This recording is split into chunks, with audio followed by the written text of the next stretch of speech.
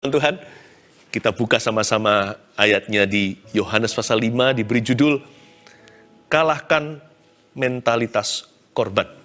Saya tahu sesuatu pasti akan terjadi karena saya dapat judul ini dari mimpi. Berapa hari yang lalu dalam sebuah mimpi, persis sebelum saya bangun di pagi hari, Roh Kudus beritahu begini, ini judulnya ya, kamu bahas dari Yohanes 5, tentang kolam Bethesda. Beritahu sama umatku, bahwa mereka harus kalahkan mentalitas korban. Sungguh, hal pertama yang harus dibuang kalau kita mau menang, ya ini, victim mentality. Kita belajar dari seorang yang disembuhkan, padahal dia terima mujizat. Ternyata, dia juga nggak berubah. Karena mentalitas itu pilihan kita. Kita mau percaya sama Tuhan, kita mau menjadi seperti dia, atau Tuhan ditarik ke bawah, Tuhan harus mengerti perasaanku. Jangan. Kita yang harus berubah, bukan Tuhan yang harus berubah. Yesus nggak berubah dahulu, sekarang, selamanya. Yohanes 5, penyembuhan pada hari Sabat di kolam Bethesda. Ambil catatan ya, ada banyak pewahyuan. Sesudah itu ada hari raya orang Yahudi. Dan Yesus berangkat ke Yerusalem. Di Yerusalem dekat pintu gerbang domba. Ingat-ingat, pintu gerbang apa? Pintu gerbang domba. Ada sebuah kolam yang dalam bahasa Ibrani disebut Bethesda. Ada 5 serambinya. Kejadian ini secara profetik lokasinya di pintu gerbang domba. Pasti Tuhan hendak bicara sesuatu. Kenapa mujizat terjadi di situ? Karena bagi orang Yahudi, setiap pintu gerbang itu simbolis sesuatu. Bagi saya, waktu saya baca cerita ini, kita harus bermental domba, bukan kambing hitam. Terjadinya di pintu gerbang domba, harusnya kita itu memandang kasih karunia untuk hidup kita, dalam kehidupan kita yang gak sempurna, dalam suka duka dan apapun musibah yang pernah menimpa kita, apapun kejadian di depan. Karena kita ini kan domba Kristus, Tuhan Yesus Juru Selamat kami ini milikmu. Tuhanlah gembalaku, takkan kekurangan aku. Pintu gerbang domba, mujizat adalah bagi umatnya. Roti untuk anak. Dan juga selain itu kasih karunia adalah untuk ahli warisnya. Yesus Gembala, kitalah dombanya. Pintu gerbang domba. Tapi ternyata di antara domba Kristus pun ada banyak orang yang masih bermental kambing hitam dan suka mengkambing hitamkan keadaan. Domba itu penuh kasih karunia. Rumput hijau, air tenang itu kan sama dengan kasih karunia. The grace of God. Sedangkan kalau kambing hitam, baik dirinya sendiri seringkali menyalahkan diri atau menyalahkan orang lain, apalagi menyalahkan keadaan. Orang begitu kan butuh sesuatu. Butuh orang lain, butuh pengakuan, butuh permintaan maaf mereka, pokoknya mencari keadilan dari manusia, udah begitu aja. Dan semua itu tergantung sikon atau situasi kondisi. Dia sangat dipengaruhi oleh keadaannya. Seringkali dia berkata, ya aku begini soalnya keadaannya begitu. Lihat, coba, keadaan yang disalahkan. Orang lain yang disalahkan. Dia sih nggak mau berubah, makanya aku jadi begini. Dan mencari keadilan manusia. Kamu kok nggak pernah minta maaf sama aku? Kamu sudah berbuat itu. Sehingga kita merasa dibenarkan jadi orang kepahitan. Kecewa itu berlandasan. Tapi orang yang kecewa sudah tinggal landas dari Tuhan. Di Yerusalem dekat pintu gerbang domba ada sebuah kolam. Katakan sebuah kolam. Dan dalam bahasa Ibrani disebut Bethesda. Ada 5 serambinya. Bethesda dalam bahasa Ibrani artinya house of mercy. Catat itu. Atau rumah kasih karunia.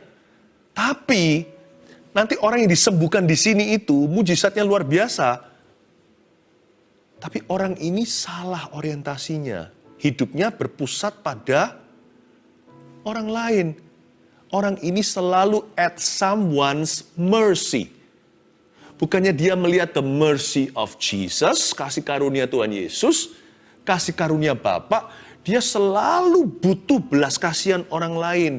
Selalu butuh orang lain mengerti keadaannya. Dukung aku gitu loh. Jangan begitu sama saya. Dia sangat needy, sangat sticky, sangat membutuhkan orang lain berkata sama dia, I love you dan I'm sorry. Saya tahu kita semua saling membutuhkan itu, apalagi dalam keluarga. Jangan malas berkata, aku cinta padamu, kepada mereka yang sah menerima cintamu. Atau maaf ya, kalau kita salah jangan berkata, sudahlah pandang kasih karunia Allah. Kalau kita di pihak yang bersalah, jangan bela diri. Tapi kalau kita yang disalahi, gak usah to be at someone's mercy. Gak usah kita menunggu belas kasihan orang. Menunggu orang lain minta maaf, baru kita puas hati. Menunggu pengakuan mereka, baru kita percaya diri.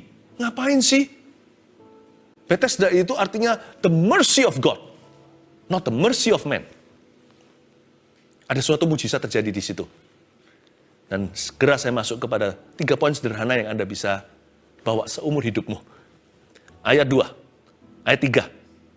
Dan di serambi-serambi itu, ada 5 serambinya jangan lupa. Di serambi-serambi itu berbaring sejumlah besar orang sakit. Asyiknya rame-rame memang. Orang-orang buta, orang-orang timpang dan orang-orang lumpuh. Kasihan sih, saya tahu. Tapi kesalahan mereka adalah mereka bergerombol di situ. Saya ulang lagi ayat 3, dan di serambi-serambi itu berbaring sejumlah besar orang sakit. Orang-orang buta, orang-orang timpang dan orang-orang lumpuh yang menantikan goncangan kolam itu. Sebab sewaktu-waktu turun malaikat Tuhan ke kolam itu dan menggoncangkan air itu. Barang siapa yang terdahulu masuk ke dalamnya sesudah goncangan air itu menjadi sembuh apapun juga penyakitnya. Ajaib bukan? Tapi there is something wrong here. Ada sesuatu yang salah di sini. Ayat 3. Dan di serambi-serambi itu berbaring sejumlah besar orang sakit. Sukanya gerombolan. Tuhan gak suka begitu. Meskipun ada mujizat, tapi ini bukan mujizat terbaik. Karena ini terjadinya di zaman Yesus hidup dalam darah dan daging. Kenapa Allah memberi mujizat di Bethesda? Saya tidak tahu. Kasih karunia. Tapi Tuhan juga meresponi iman yang tidak sempurna, saya tahu. Tetapi mujizat sesungguhnya bukanlah kesembuhan jasmani, tapi perubahan hati. Kasihan sekali orang ini, sekalipun disembuhkan, orang ini tetap jadi tawanan setan. Saya ulang lagi di ayat 3, dan di serambi-serambi itu berbaring sejumlah besar orang sakit. Orang-orang buta, timpang, orang lumpuh yang menantikan goncangan kolam itu. Nomor 1, gimana kita mengalahkan mentalitas korban. Jangan bergaul dengan orang yang senasib. Kecuali untuk menuntun mereka. Jangan bergaul sama gosiper. Orang kalau kepahitan kan suka bergaul dengan orang yang kepahitan. Orang yang kecewa kan menjadi barisan sakit hati. Besi menajamkan besi, manusia menajamkan manusia, saya tahu. Tapi manusia yang bermentalitas korban bukan menajamkan. Mereka akan saling membunuh spirit satu dengan yang lainnya. Jangan bergaul dengan orang yang senasib. Ini masalahnya di sini, mereka rame-rame berbaring di situ sejumlah besar orang yang nasibnya sama. Timpang kayak lumpuh, yang buta, yang tuli. Harusnya mereka bergaul dengan orang sehat. Dengan dokter sekalian dan tabib saat itu. Cari Yesus, apa susahnya? Bartimeus aja, Bartolomeus saja. Si orang buta itu teriak-teriak di jalanan dengan penuh rintangan sampai rasul-rasul yang menahan. Anak Daud, sembuhkan aku. Go to the source. Don't go to his servants. Jangan pergi kepada hamba-hambanya. Jangan pergi kepada kendaraannya. Langsung ke sopir. Langsung kepada pengemudi. Atau bahkan pemilik kendaraan itu. Langsung kepada sumber dengan S huruf besarnya. Mereka kumpul di situ. Jangan bergaul dengan orang yang senasib kecuali untuk menuntun mereka. Malah bergaulah dengan orang yang sudah menang. Jangan bersama menjadi pasangan yang tidak sepadan dengan sesama orang-orang yang membutuhkan pembenaran dan belas kasihan. Kecuali kalau Anda mau menuntun orang yang senasib dengan Anda, itu lain cerita. Tapi pastikan Anda cukup kuat. Kalau tidak kuat, mending jangan sama sekali. Tunggu waktunya sampai nanti Anda lebih kuat lagi, lebih dewasa, dapat perspektif Tuhan Yesus. Dan pengemis yang menemukan roti bisa memberitahu pengemis yang lain, roti ditemukan di mana. Di Bethlehem, rumah roti itu, yakni di Palungan ada Yesus Yesus bukan bayi, sekarang dialah jawaban. Dan kita bisa jadi berkat. Tapi kalau kita bergaul dengan mereka demi pembenaran kita, demi belas kasihan, supaya kita, iya kan, betul kan. Iya, orang itu memang gitu, sama-sama kepahitan. Bukan besi menajamkan besi, tapi mentalitas korban meracuni sesama mentalitas korban. It's the worst crowd. Itu kumpulan yang paling bahaya. Kering rohani, jemput kekeringan, sama-sama mati rohani. Orang buta tuntun orang buta, dua-dua jatuh di selokan. Harusnya dibubarkan tuh gerombolan. Di kolam Bethesda, ini opini saya, ini tafsiran saya. Tapi dalam praktek saya absolut tahu bahwa ini berlaku. Saya tahu bahwa ada pergaulan yang buruk merusak kebiasaan baik, bahkan membunuh iman sebelum waktu. Sehingga gugur yang namanya keyakinan dan kepercayaan. Nggak bisa terjadi kehidupan. Sekali lagi nomor 1, jangan lupa.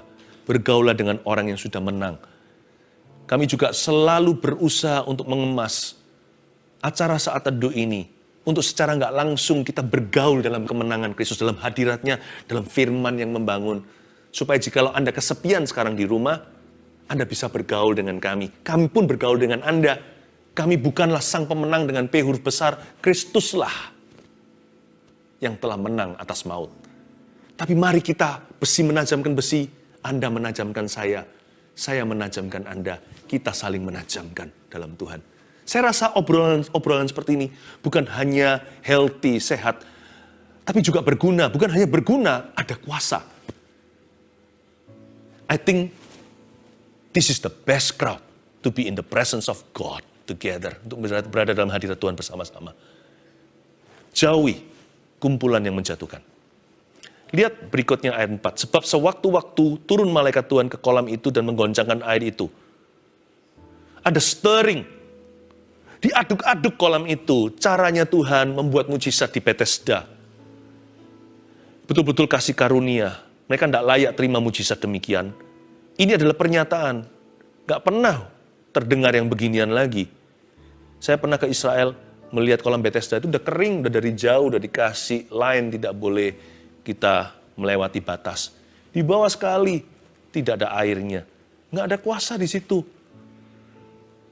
Tapi Yesus tetap sama dahulu sekarang sampai selama-lamanya. Cari Yesus.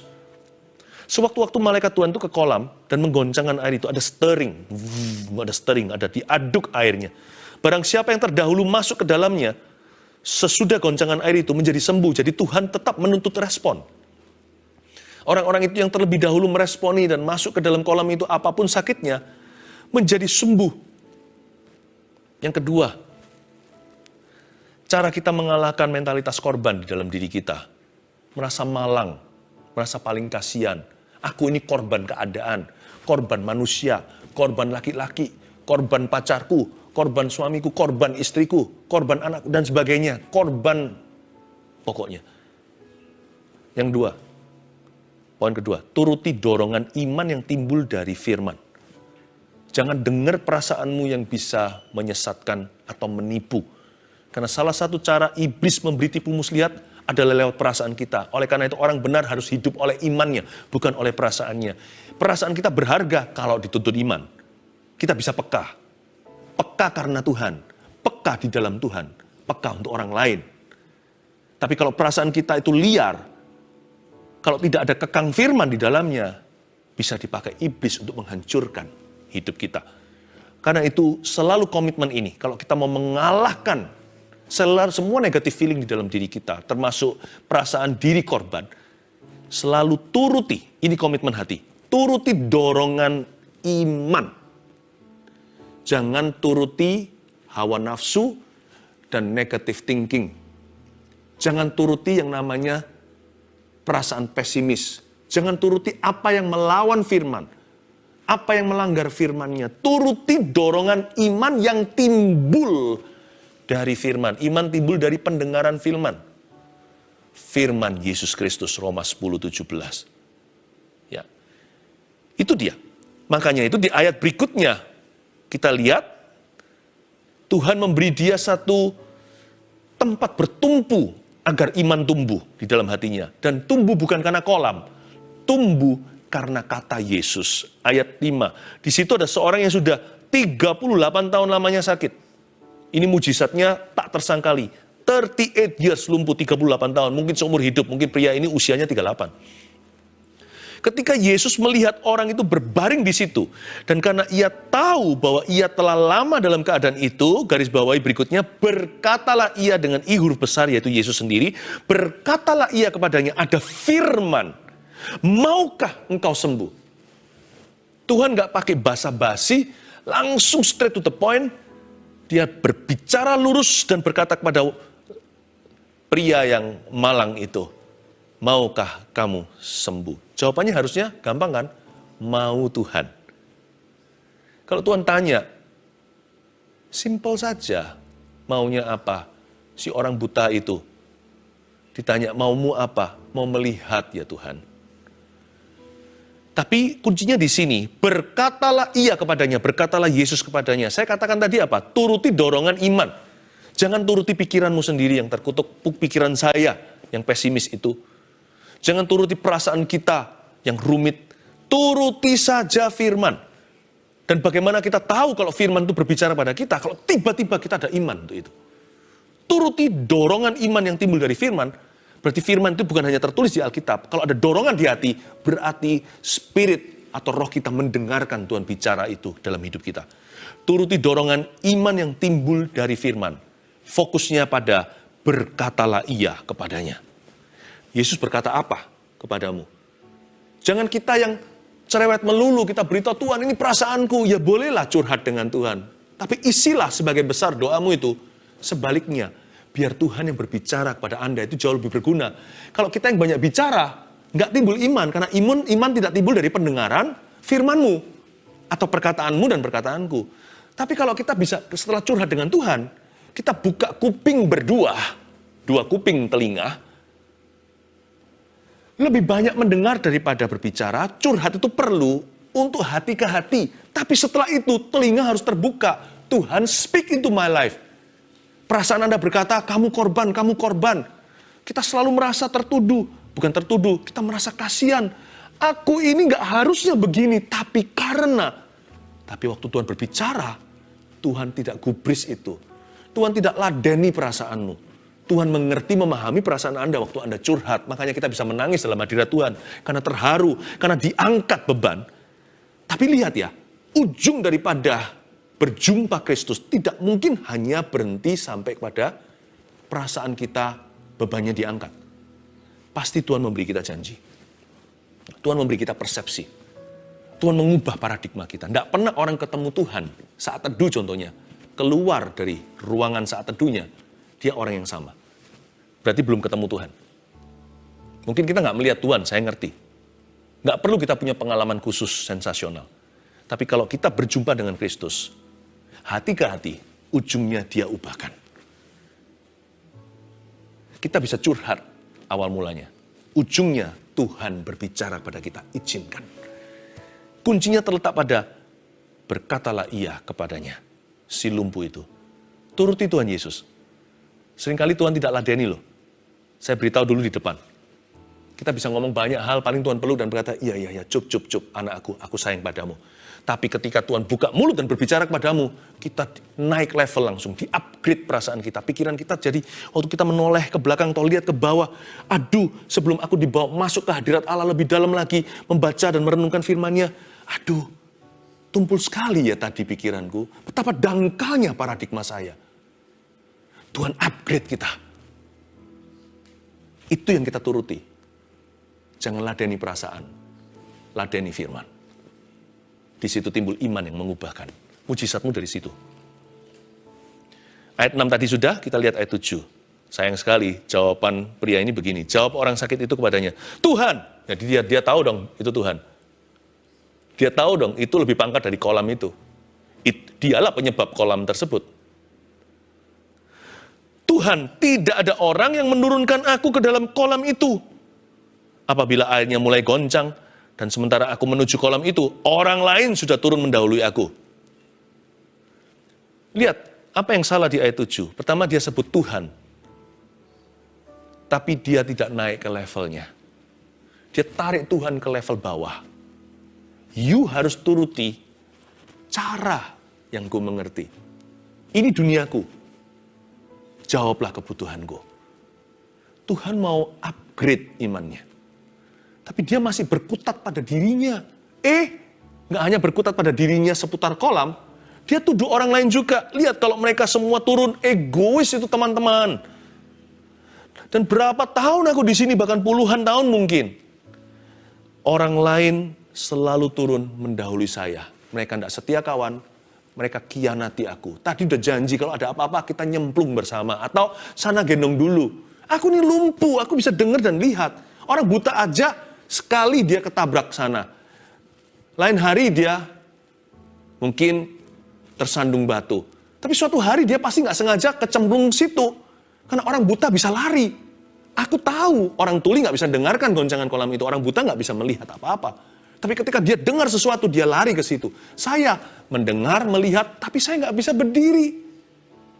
Ini teman-teman ini percuma kok berkawan dengan mereka ini. Kecewakan aku terus-menerus. Aku ini nggak berguna, nggak berharga. Dia sudah sebut Tuhan, tapi nggak naik ke levelnya. Dia berkata nggak ada orang menurunkan aku ke kolam itu, masih lihat kolamnya. Menurut saya, cara dia beriman sama kolam udah benar sih. Cuman alamat imannya salah, harusnya pada Tuhan. Yang lebih pangkat dari kolam udah ada di hadapannya loh. Dia masih tunjuk kolam-kolam itu terus. Orang kalau mentalitas korban, dia nggak bisa lihat Tuhan.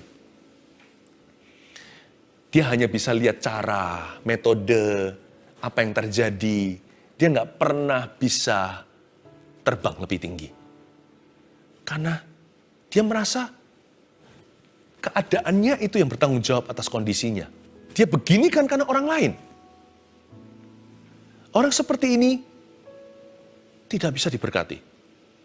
Tuhan mau pun bukan ditolak mentah-mentah sih, malah lebih parah. Ditolak suam-suam kuku. Tuhan di situ loh. Halo, dia sudah sebut Tuhan loh.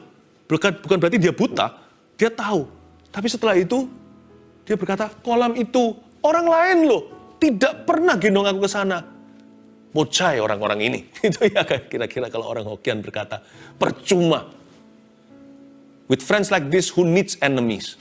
Dengan teman seperti ini, gua nggak butuh musuh. Ini orang kayak begitu. Ya tentunya dia nggak bergaul dengan Petrus. Bukan Petrus mungkin dia nama besar. Dia nggak bergaul dengan gereja mula-mula. Bukan gereja mula-mula, belum kisah para rasul sih. Paling tidak murid-murid Yesus kan. Dia nggak bergaul dengan orang-orang yang bicara tentang kesaksian. Yesus lakukan apa di Galilea. Hatinya itu pahit. Kalau dia nggak tahu mau pahit sama siapa, pokoknya dia pahit deh. Pahit dulu. Pahit sama orang lain nggak ada secara spesifik siapa, secara luas, general aja, secara umum. Mereka semua. Kalau nggak ada orang, mungkin dia nanti kepahitannya sama Tuhan. Saya tunjukkan, ujungnya dia khianati Tuhan Yesus. Sesudah Tuhan sembuhkan dia. Nggak akan berubah, kecuali Anda putuskan hatimu selesai dengan mentalitas korban. Ayat 8. Kata Yesus kepadanya, bangunlah, angkatlah tilammu dan berjalanlah. Wow, betul-betul house of mercy. Inilah arti Bethesda sesungguhnya. Tuhan sembuhkan dia, padahal dia nggak minta. Jawab iya ya enggak. Jawab enggak ya enggak. Dia bilang, bangun, angkat tilammu, berjalanlah. Dan pada saat itu juga sembuhlah orang itu. Lalu ia mengangkat tilamnya dan berjalan. Ajaiblah Tuhan. Tetapi hari itu hari Sabat. Nah ini masalahnya nanti dengan orang Farisi, ayat yang berikutnya ayat 10. Karena itu orang-orang Yahudi berkata kepada orang yang baru sembuh itu. Ini orang-orang Yahudi ya. Sebagian orang Farisi, hari ini hari Sabat bro. Dan enggak boleh engkau memikul tilammu. Ini sebenarnya lucu. Masih banyak orang yang begini di dunia ini. Nggak bisa lihat tujuan Tuhan, tapi bisanya hanya cari-cari kesalahan. Hari itulah kejadian yang sangat menggelikan. It is the day when getting healed was a crime. Itulah hari ketika orang sembuh total, nggak bisa disangkal, 38 tahun lumpuh. Dia bisa berjalan adalah sebuah kejahatan. Disembuhkan adalah kriminalitas. Jangan ikut-ikut. Ini nanti lain kali saya bahas. Sama parahnya ini sepupunya mentalitas korban. Orang yang bermental Farisi. Tapi mentalitas korban dan Farisi nanti akan jadi boloan. Akan jadi teman. Akan jadi mitra. Tak terduga. Ayat 11. Akan tetapi ia menjawab mereka. ayat 11, Anda perhatikan ini kuncinya nanti. Siapa menjawab? Si lumpuh yang disembuhkan itu menjawab mereka. Orang yang telah menyembuhkan aku, itu, dia yang mengatakan kepada aku, angkatlah tilammu dan berjalanlah. Dia lemparkan tanggung jawab. Ini bukan kesaksian ya. Coba Anda perhatikan, orang ini ketakutan di depan intimidasi Farisi. Dia tunjuk Yesus, dia, aku sembuh bukan karena aku kok. Aku sembuh itu karena dia. Orang itu loh yang menyembuhkan saya, yang mengatakan kepadaku, angkatlah tilammu dan berjalanlah. Lalu ayat 12 mereka bertanya kepadanya, siapa orang itu yang jelas dong, yang berkata kepadamu, angkatlah tilammu dan berjalanlah. Tapi orang yang baru sembuh itu nggak tahu siapa orang itu. Sebab Yesus telah menghilang ke tengah-tengah orang banyak di tempat itu. Kemudian Yesus bertemu dengan dia dalam bait Allah, lalu berkata kepadanya, Yesus ketemu di bait suci, engkau telah sembuh, lemah lembut Tuhan Yesus itu. Jangan berbuat dosa lagi ya. Supaya padamu jangan terjadi yang lebih buruk. Karena Yesus tahu, yang menyembuhkan itu akhirnya bukan fisiknya yang sehat, tapi imannya. Yesus tahu bahayanya, iblis akan segera datang untuk mencuri anugerah kasih karunia yang dia terima, mencuri kesembuhan dan mujizatnya. Saya tidak tahu apa yang terjadi karena orang ini melanggar Yesus sekali lagi. Mungkinkah orang itu jatuh sakit lagi, Injil tidak mencatat. Saya tidak berani mendahului Tuhan. Tetapi yang pasti Tuhan sudah peringatkan, kamu jangan berbuat dosa lagi ya, supaya jangan terjadi padamu apa yang lebih buruk. Orang itu keluar, lihat ya, tidak terpaksa loh orang ini. Orang itu keluar lalu menceritakan pada orang-orang Yahudi bahwa Yesuslah yang telah menyembuhkan dia. Dia cuci tangan. Ini bukan kesaksian, ini pengkhianatan. Dan karena itu, ini alhasilnya. Orang-orang Yahudi berusaha menganiaya Yesus karena ia melakukan hal-hal itu pada hari Sabat. Sekali lagi menggelikan. Also, juga hari itu, it became a crime to do good to others. Menjadi kejahatan dan kriminalitas untuk menyembuhkan dan berbuat baik pada sesama. Tapi poin nomor 3, catat ini. Selain turuti dorongan iman yang timbul dari firman di poin sebelumnya, ambillah tanggung jawab atas dirimu sendiri. Ambil tanggung jawab atas diri sendiri. Take ownership of your own life. Take charge. Di dalam kasus ini, si pria ini bahkan masih tunjuk jari kepada Yesus kali ini. Dia menaruh tanggung jawab kesembuhannya sebagai suatu, bahkan bahkan waktu disembuhkan pun dia merasa dirinya korban kesembuhan. Dia merasa dirinya korban kesembuhan. Waktu dia sakit dia merasa korban teman-teman yang mengabaikan, yang gak sensitif sama dia. Waktu sembuhkan dia korbannya Yesus. Ini orang mau apa sih? Saya rasa kesembuhannya dia gak mulia. Bukan suatu kesembuhan yang saya lihat sebagai sesuatu.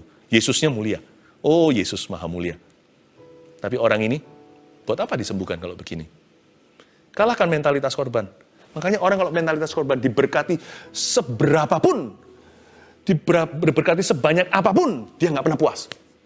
Dia tidak pernah puas. Dia tetap akan pahit, tetap akan kecewa, tetap akan selalu mengeluh, bersungut, selalu mencerca, selalu cari salah, selalu begitu. Orang seperti ini mau mujizat apapun bocor dari pintu belakang. Yang pertama, gimana kita kalahkan mentalitas korban? Jangan bergaul dengan orang yang senasib, kecuali Anda jadi berkat untuk mereka. Kalau nggak tahan, jangan. Kecuali untuk menuntun mereka. 2, turuti dorongan iman yang timbul dari firman. Ingat ya, the game plan is the word of God. Not your feeling, bukan perasaan.